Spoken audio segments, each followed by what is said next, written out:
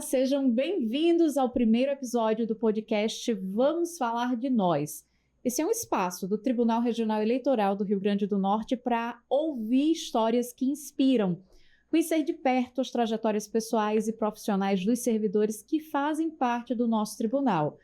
Mais do que funções e cargos, a gente quer falar de gente, de experiências e de caminhos que se cruzam para fortalecer a justiça eleitoral. Porque, afinal, quando a gente fala de nós falamos do que nos une e também do que nos move. Eu sou Sara Cardoso, uma mulher branca de cabelos castanhos cortados na altura dos ombros. Tenho olhos azuis, que é algo que me diferencia também. Estou vestindo uma blusa azul um pouco mais escura, uma calça branca. E vou descrever também o ambiente em que eu estou. Somos 3 mulheres sentadas em poltronas, vestidas formalmente. Estamos com microfones de gravação de podcast aqui ao nosso lado. Ao fundo tem uma parede amadeirada. Também tem um monitor com a logomarca do projeto Vamos Falar de Nós, esse podcast para falar de acessibilidade e inclusão. À minha frente, 2 mulheres maravilhosas, Adriana e Maxele Rebouças. Adriana, quer fazer primeiro sua autodescrição também, se apresentar? Sim, eu sou a Adriana Carla, trabalho no NAI, Núcleo de Acessibilidade e Inclusão, né? Estou vestindo uma roupa formal, uma calça preta, blusa vermelha, tenho estatura pequena, né? Sou mignon, cabelos claros, tingidos, e uma mulher de meia idade. Obrigada, Adriana. Maxele, eu também queria que você fizesse sua autodescrição. Me chamo Maxele Rebouças, sou branca, cabelos loiros, alta, estou vestindo uma calça preta e uma camisa de bolinhas brancas com colar de pérolas e um óculos. Muito obrigada, Maxele, também por fazer sua autodescrição. Queria agradecer primeiramente as duas por estarem aqui. A Maxele, principalmente porque ela foi a motivação da gente inaugurar esse podcast, não é, Adriana? Isso, exatamente. Esse podcast, ele vem com essa proposta de tratar sobre acessibilidade, de inclusão. Maxele, conta um pouquinho da sua história para a gente, para justificar também sua presença aqui. Você é servidora do tribunal, há quanto tempo? Eu entrei no tribunal em 2014, assumi na época um cartório eleitoral de Marcelino Vieira, onde permaneci lá por 4 meses. Fui transferida, removida para Natal. Aqui eu passei por alguns setores, como a seção de jurisprudência, a Secretaria Judiciária, e hoje eu estou no gabinete da presidência. Maxele, conta para a gente um pouco da sua história com a deficiência visual. Certo, eu sou uma pessoa com deficiência visual. Minha doença chama distrofia de Stargardt. É uma doença genética rara e que no meu núcleo familiar o caso foi bem específico porque meu pai e minha mãe eles não apresentavam a doença, né? Não tinham a sintomatologia, mas os 3 filhos herdaram, né? Essa carga genética e os 3 filhos desenvolveram essa doença. Não é uma doença que se origina na infância, ela vem apresentar os sintomas na adolescência. Na minha casa, primeiro foram meus irmãos que apresentaram os primeiros sintomas e eu fui a última, com 18, 19 anos. Mas na época, Natal ainda muito carente de estrutura e até de conhecimento médico específico, né, especializado, e um dos médicos foi Dr. Monte quem descobriu, e a gente foi para um núcleo no Brasil, que era o melhor, que foi Belo Horizonte, e lá no Instituto Hilton Rocha foi onde descobriu realmente a doença. E daí a gente passou a ter acompanhamento médico periódico e foram aparecendo, né, que essa doença ela é característica porque a gente perde a visão central. Então, não temos a visão central, temos a periférica.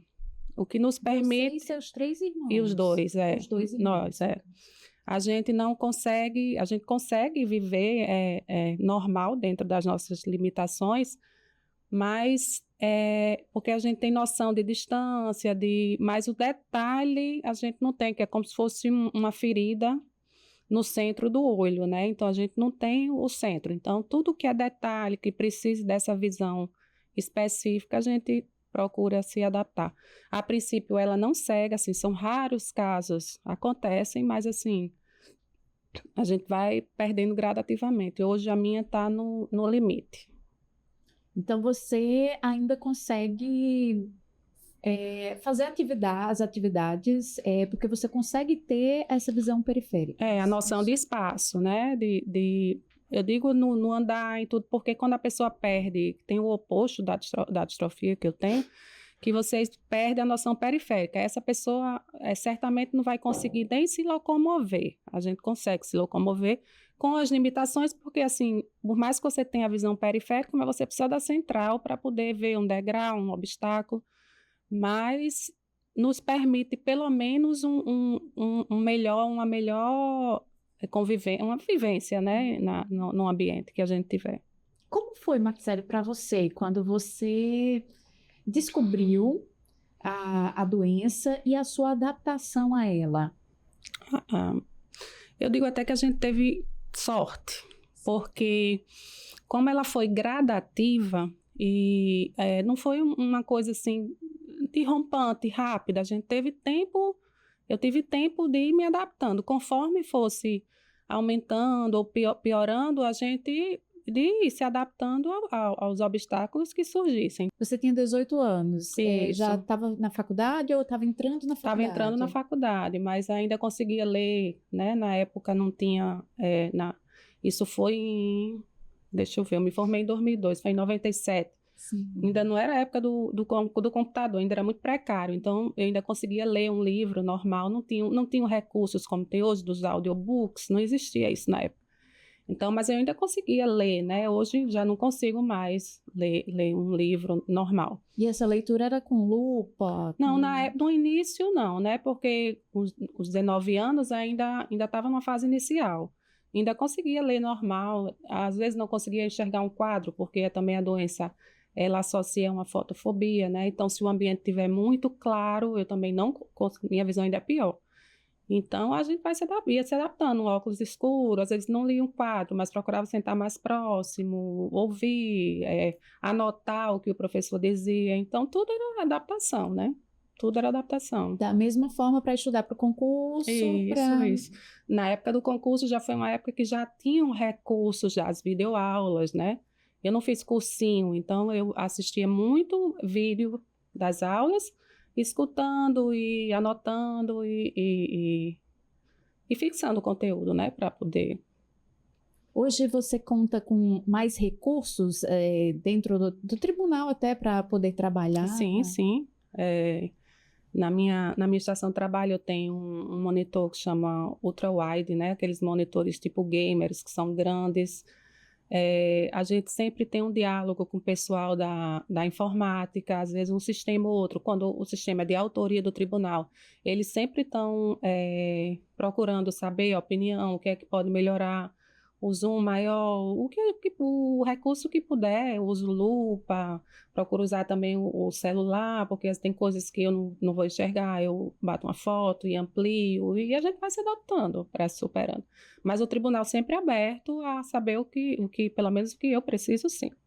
E eu ainda não perguntei nada a você, Adri, porque estava esperando que Maxele narrasse toda a trajetória dela até chegar ao tribunal. Sim. E aí ela chega ao tribunal. Sim. O tribunal, hoje todo o judiciário ele tem essa preocupação, exato, não é?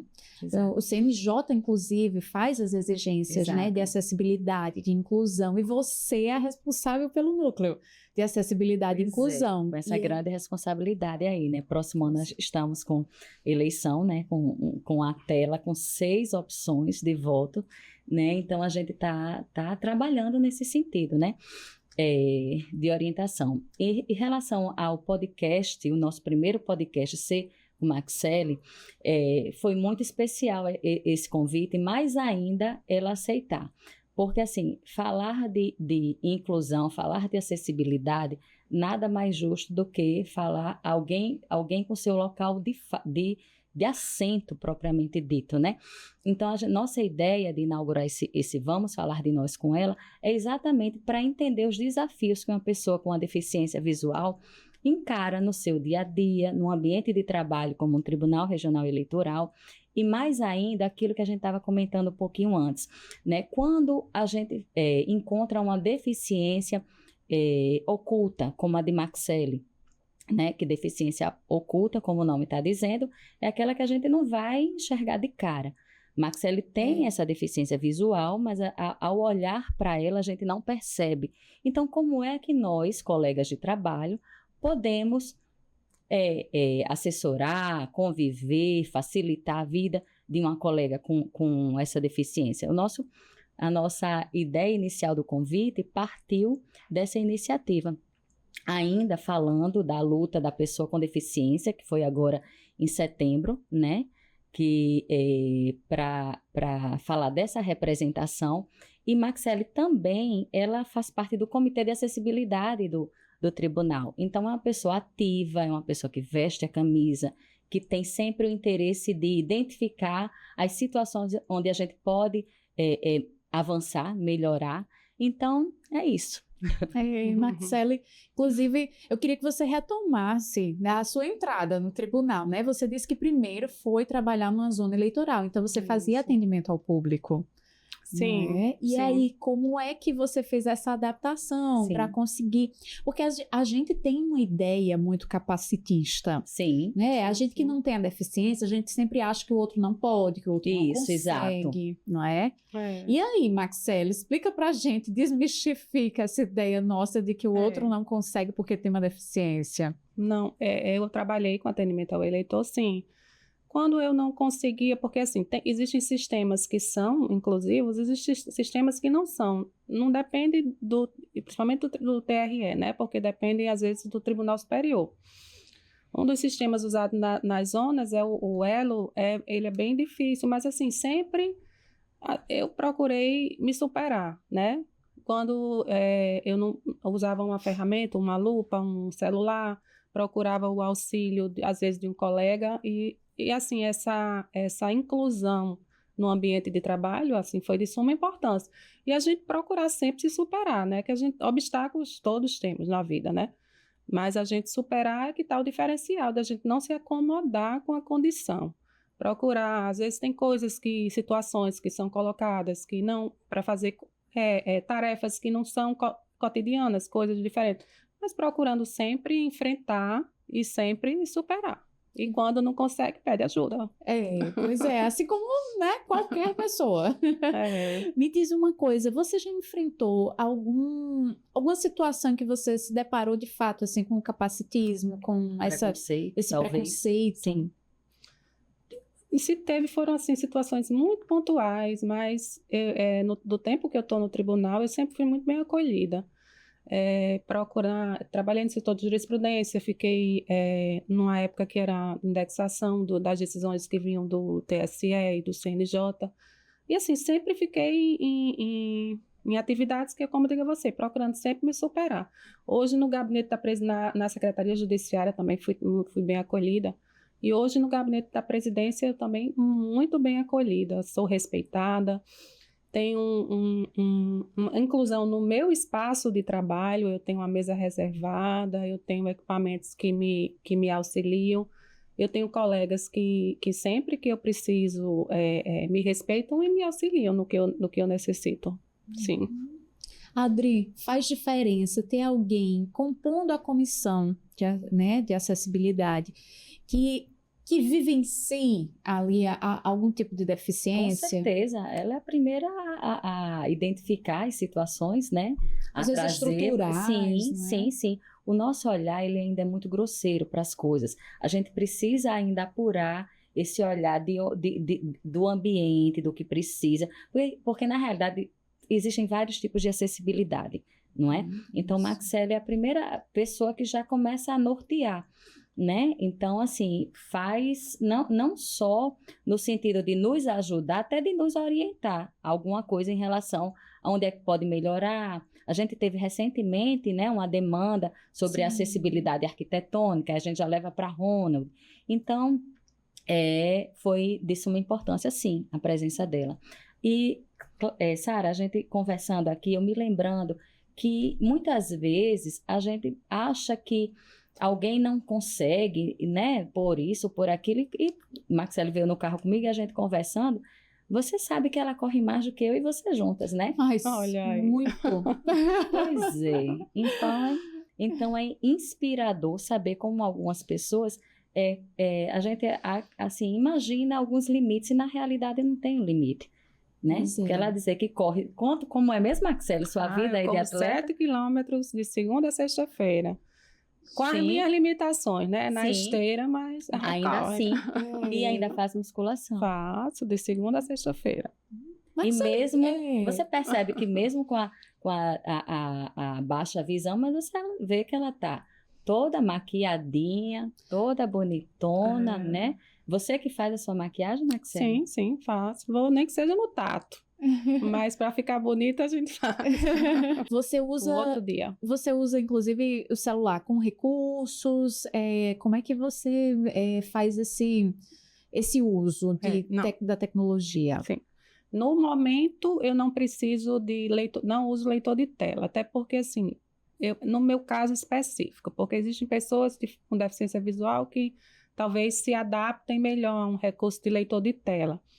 Eu não me adapto porque eu uso mais a questão da lupa ou o zoom ampliado, né? Porque eu não sei nem identificar a razão, mas talvez por eu não ter a visão, se eu ficar também muito som, muita coisa, eu fico meia perdida. Então, eu prefiro só usar mesmo a ampliação de tela. Como eu digo, um documento, às vezes eu não consigo ler, às vezes nem com a lupa vai, porque eu tenho a lupa física também. Mas eu bato uma foto, amplio, vou lendo devagar no meu tempo e dá certo, dá sempre certo.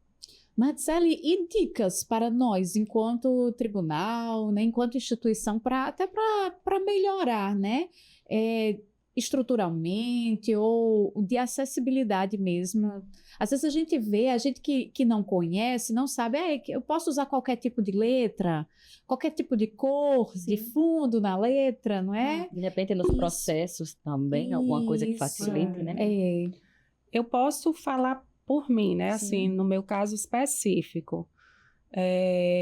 A questão do contraste é importante, porque como a gente tem a visão, não tem tanto a visão, então quando o contraste é maior, vai melhorar, né? Usando geralmente o fundo branco e a letra preta, ou o preto com a letra branca, mas ter o destaque. Sim. E a ampliação, né? Como disse, voltando até na época do concurso ainda, eu fiz concurso com a letra ampliada. Eu fazia concurso numa sala reservada, eu tinha um tempo maior de prova e com uma letra 16 ampliada. Sim. Então, assim, a letra ampliada, para mim, é fundamental. E em destaque. A questão estrutural, no tribunal, assim, a gente, enquanto comissão, tem sempre procurado melhorar já houveram até, teve uma época que tinha uma demanda, não sei se era da época de Adriana, de uns tapetes que tinham embaixo dos extintores de incêndio, que eram barreiras físicas, né, arquitetônicas. Mas a comissão demandou, a gente conseguiu tirar. Existe hoje um projeto que na última reunião da comissão está em andamento, que é para fazer uma entrada de acesso para o tribunal, o acesso acessível, né? Para o tribunal, para o cadeirante, para a pessoa que tem a mobilidade reduzida, porque assim, se pensa muito no deficiente fim, o deficiente extremo, aquele que não tem a visão, aquele cadeirante, mas assim, tem o processo, né? Isso. Tem aquele que não é ainda o extremo, mas que essas pessoas também precisam ser pensadas, né? Mas assim, o tribunal sempre procura evoluir. A gente também tem a escada do plenário, que ela é difícil de descer e de subir, mas assim, a gente está sempre com o setor de engenharia, consultando e procurando melhorar sempre, porque o serviço público, ele é a inspiração, né? Isso. O que a gente adotar de estrutura acessível, de documentos acessíveis, você vê agora com essa linguagem de Libras que está muito comum, né, nas sessões plenárias hoje, tudo aquilo serve de inspiração para a gente ser aplicado isso também na iniciativa privada, né? E pensar naquele que está lá do outro lado e que precisa dessa assistência. Verdade. Numa conversa prévia que a gente teve, inclusive, falamos sobre isso, né? De que estar no serviço público e no judiciário traz alguns privilégios, sim, não é? De maior acesso até à tecnologia para conseguir trabalhar, né? A tela, por exemplo, como a Marcele falou, né? Outros recursos que permitem que a pessoa consiga produzir, porque a pessoa ela pode produzir, mas é preciso alguns recursos para isso, né, Marcele? Sim. Tem um colega nosso que no cartório de Coas Novos, que ele também ele já tem mais ferramentas, porque a limitação dele é mais severa, então utiliza leitores de tela, outros. Mas assim, o tribunal sempre olhando e sempre consultando e atendendo às demandas dos servidores.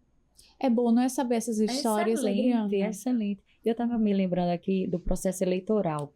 Marcele, você tem alguma dica que possa dar para as outras pessoas que talvez ainda não tenham até feito sua autodeclaração, da importância de fazer para que a urna esteja preparada para receber a pessoa com a deficiência, né? Que até o próprio, a gente saiba onde é que estão as pessoas com deficiência, exatamente, né? Porque como é uma autodeclaração, né? O sistema a gente precisa saber onde é que essas pessoas estão votando, como tornar mais acessível. A justiça eleitoral, ela só vai se organizar se ela tiver noção vamos dizer, do público que ela tem, né? Isso. Na medida em que a gente se declara como deficiente, os cartórios eleitorais vão saber onde está essa pessoa, vão colocar em sessões acessíveis, eles vão procurar atender a deficiência, a demanda adequada, colocar nas melhores escolas, porque a gente sabe que não é só uma questão da justiça eleitoral, depende também dos municípios, do estado, que muitas vezes as escolas elas não são acessíveis, né? Então, à medida em que os cartórios eleitorais eles têm conhecimento de que aquele servidor tem a deficiência, então ele pode realocar para locais que realmente eles tenham condições de exercer, né, de exercer o seu direito. Né? Mas para isso é preciso que o eleitor, que ele se declare deficiente, né? Sara, nós fizemos recentemente, aliás, você esteve também, né, numa ação no Instituto dos Cegos, e a gente viu a importância de levar esse serviço, né, para as pessoas com deficiência, e nós ouvimos muitas histórias da importância deles se sentirem cidadãos, deles se sentirem incluídos dentro desse processo, do TRE ter viabilizado uma equipe para que eles, né, para chegar até eles, mostrar como é a nova ferramenta, experimentar o uso da urna, né? Então, assim, a gente percebe que ainda temos muito a avançar, a chegar a todos os outros públicos para que todos se sintam incluídos. Mas já é um início, né? E a partir do momento que o deficiente se autodeclara, vai facilitar muito a vida da gente, né? Assim como Marcele falou. Com certeza. Meninas, eu queria agradecer a presença das duas, a participação das duas aqui. A gente ainda... Marcele está só estreando aqui, depois a gente teremos outros convidados, inclusive, quem sabe, Marcele novamente, trazendo mais aqui da sua vivência, do seu conhecimento. Marcele, agora queria que você deixasse um último recado para quem está assistindo a gente, ouvindo, e para os próprios colegas do tribunal, que talvez não te enxergavam ainda, né? E que bom, talvez, né? Te enxergam como uma pessoa com capacidade, como qualquer outra pessoa, né? Que recado você deixaria? Eu diria que para quem trabalha no serviço público, ou para quem que tem a deficiência, que procure usar a tecnologia hoje que está tão disseminada. Use a seu favor, procure se capacitar, procure usar a IA que está aí, né, para desenvolver suas atividades, e que não baixe a cabeça, porque assim, a gente tem obstáculos, todo mundo tem, procurar exercer as atribuições da melhor forma a cada dia, que o reconhecimento vai vir, né? Aos colegas, em relação a mim, eu digo que muitas às vezes eu passo pelos corredores e talvez não reconheça as pessoas, não enxergue, que não vejam isso como hostilidade, é simplesmente pela minha deficiência, e quem se sentir confortável, que chegue e que fale, né, que não tem problema. Inclusive, você não tem problema em falar sobre? Não, de forma alguma, no que eu puder ajudar e auxiliar, eu vou estar sempre aqui para falar por quem realmente é uma minoria e quem precisa ser lembrado, né? Que esse dia aí nacional da pessoa com deficiência é um dia que realmente é a visibilidade, né? É a gente reconhecer que existem essas pessoas e que, graças a Deus, hoje nós temos conquistas e nós vemos nossos direitos e a nossa história sendo reconhecida. Muito bom, Maxele. E você, Adri? Eu estou extremamente feliz, né, com esse convite aceito, porque quando eu liguei para a Maxele para falar sobre, a primeira coisa que ela disse foi, eu não gostaria que fosse gravado, né? Queria só que fosse o audiocast. E nós fizemos a primeira conversa nossa foi com o audiocast, mas foi tão gostoso e foi tão interessante que ao final, né, a gente propôs a ela essa possibilidade de dar visibilidade a essa conversa, justamente para alcançar, né, mais pessoas, e ela topou. Então, eu só tenho a agradecer, Maxele, de todo eu coração. Eu que agradeço a oportunidade, né? E ainda endossar um pouquinho, que o Vamos Falar de Nós é isso. Nós convivemos diariamente com pessoas, às vezes a gente trabalha 5, 10, 15, 20 anos com os colegas, passamos uma boa parte do nosso dia num ambiente de trabalho e muitas vezes nós não conhecemos o nosso colega, né? Então, a proposta é essa, é a gente conhecer o nosso colega, falar um pouco de nós, falar um pouco de experiências do trabalho, ou de experiências fora do trabalho, mas para a gente humanizar o nosso ambiente, porque, afinal de contas, a gente trabalha com pessoas, né? Por mais que a gente seja cercado por tecnologia, por várias outras facilidades que nós temos na atualidade, mas o material humano é o mais importante, né? E ele é composto de histórias. E as suas histórias precisam ser contadas. E hoje nós recebemos aqui o presente de ouvir a história de Maxele. É verdade. Que prazer ter as duas aqui eu hoje. Eu agradeço.